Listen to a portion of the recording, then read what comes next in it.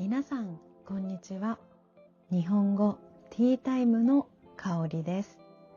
今日もお茶やコーヒーまたはお酒でも飲みながらのんびり聞いてもらえたら嬉しいです。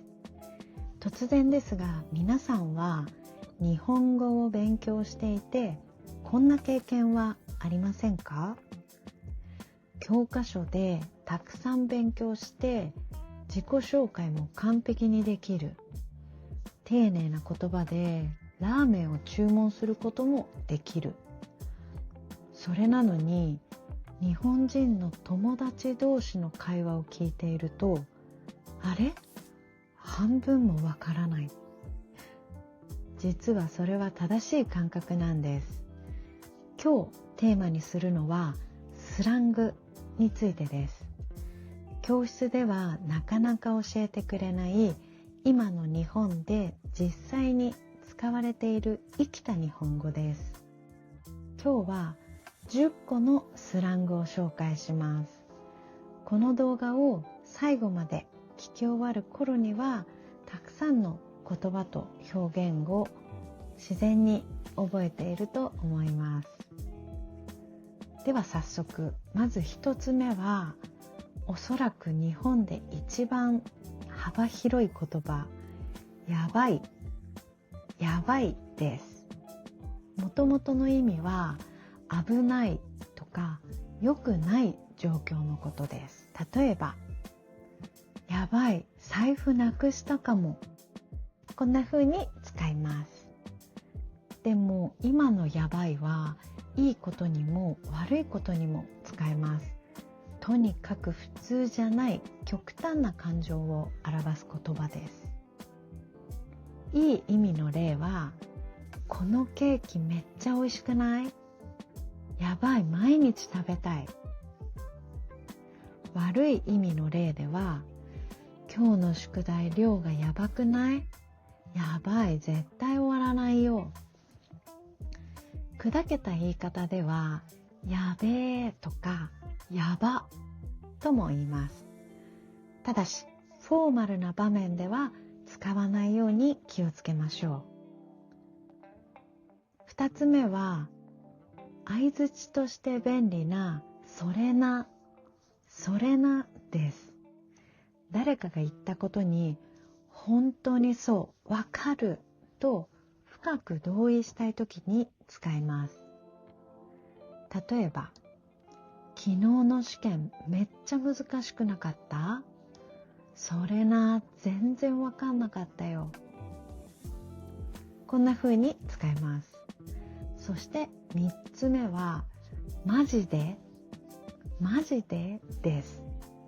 これは本当にのカジュアルバージョンです。驚きを表す質問としても、何かを強調する副詞としても使えます。例えば、山田くん来月結婚するらしいよ。マジで？とか、今日のライブマジで最高だった。こんな風に使います。そして4つ目は、面白い、笑えるという瞬間的な反応に使える受けるです。受ける。もともとの受けるは to receive ですが、スラングとして笑えるという意味になりました。例えば、昨日駅で鳩に頭を攻撃されたんだ。受ける、大丈夫だった？こんな感じです。面白いは内容のあるものに、受けるは今この瞬間の笑いに使います。そして5つ目は、マジでをさらに強くしたガチです。ガチ。100% 本気、真剣というニュアンスです。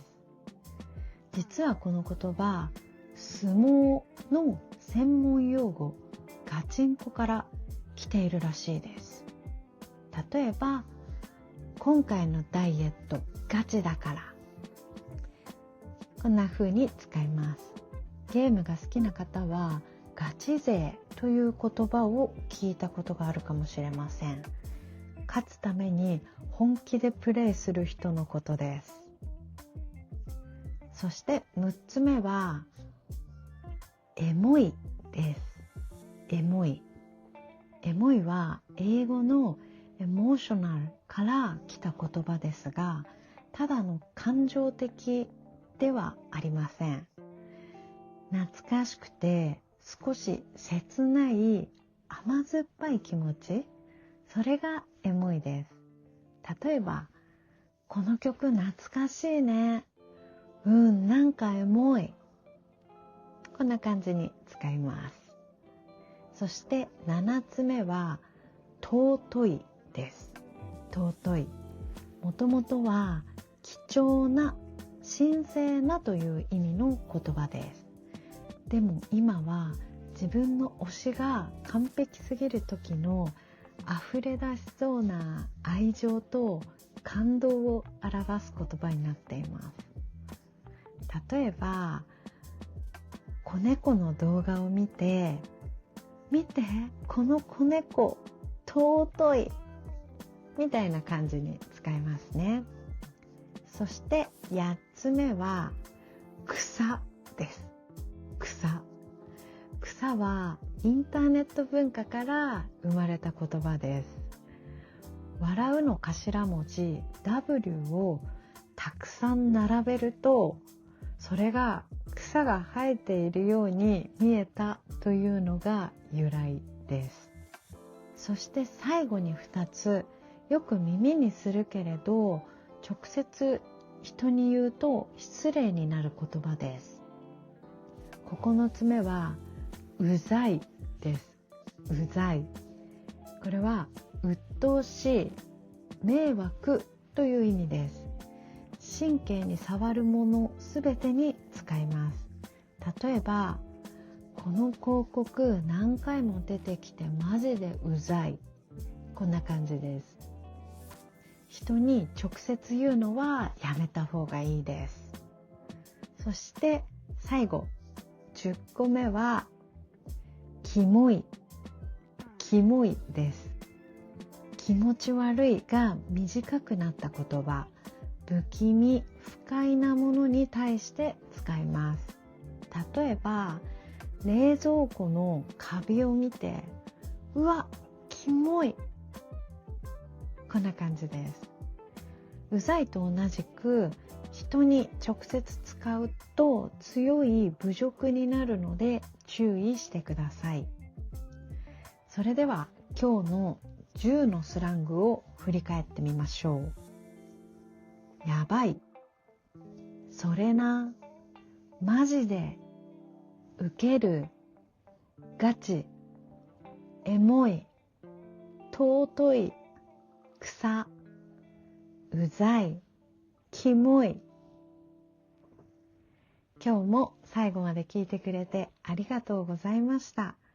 これらの言葉は教科書だけでは見えてこないリアルな日本語の入り口です。これからもいろんな日本語の表現をシェアしていきます。また次回ものんびりお話ししましょう。かおりでした。